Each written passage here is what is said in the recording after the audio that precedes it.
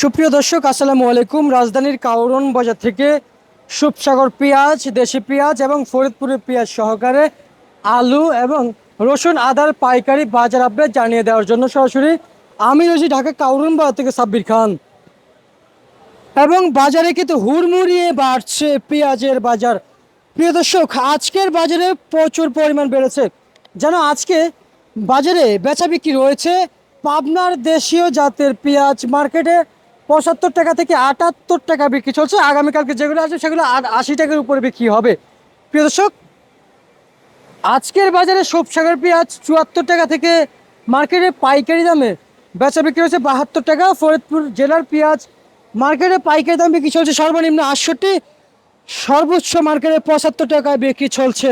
বর্তমান মার্কেটে আলুর দাম আজকে, প্রিয় দর্শক, আমরা দেখতে পাচ্ছি গত 2 দিন থেকে আজকে বাজারে একটু পরিবর্তন এবং আজকে প্রতি কেজি বেচা বিক্রি চলছে 16 টাকা থেকে সর্বনিম্ন 14 থেকে 15 টাকা বিক্রি রয়েছে। ইভেন মার্কেটে আপনারা পেয়ে যাবেন 12 টাকা দামেও আলু আছে।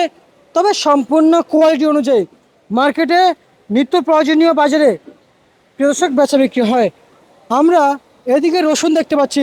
প্রিয় দর্শক, আজকের দেশি রসুন পাইকারি চলছে, সর্বোচ্চ মাথার বাজার গিয়েছে প্রতি কেজি পাইকারি দরে 75 টাকা থেকে 80 টাকা। সর্বনিম্ন আজকের বেচা বিক্রি রয়েছে প্রিয় দর্শক 65 টাকা থেকে 68 টাকা।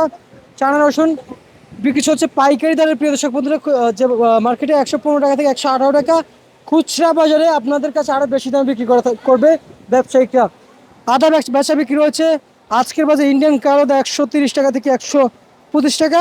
খুচরা বাজার আরেকটু বেশি থাকবে এবং 190 টাকা থেকে 200 টাকায় বিক্রি হচ্ছে। প্রিয় দর্শক, চায়না আদা খুচরা বাজার একটু বেশি থাকবে, যেমনটি বাজার দেখছেন। এই ছিল ঢাকা কাউরন বাজার থেকে আমার কাছে আজকের যে পাওয়া আপডেট খবর ছিল, আপনাদের সকলের কাছে জানিয়ে দিয়েছি আমি সাব্বির খান। আজকে সর্বোচ্চ বাজার তালিকা এবং কাউরন বাজারে কিন্তু প্রচুর পরিমাণ বাতির আলো রয়েছে, সেই কারণে কিন্তু অনেক সময় চেয়ারের উপর বাতির আলো পড়াতে অনেক সময় খারাপ দেখা যায় এবং বুকের এখান দিয়ে দেখেন যে একটা কালার দেখা যায়। সেই জন্যই বলছি, এগুলো নিয়ে কেউ মনে কিছু নেবেন না। আপনাদের প্রয়োজন আপডেট শুনে আপনারা সকলেই অবশ্যই আপডেটগুলো শুনবেন।